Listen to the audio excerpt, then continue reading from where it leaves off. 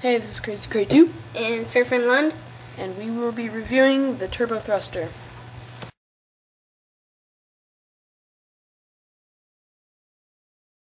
The battery is a 7.2 nickel cadmium and 1200 milliamp battery.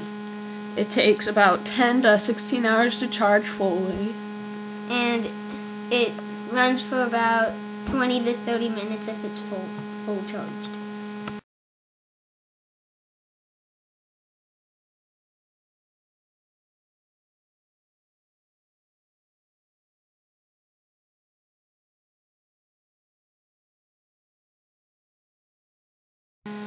Note, this car was found in our garage and belongs to our dad. It probably is not buyable anywhere else besides eBay or like Amazon or one of those.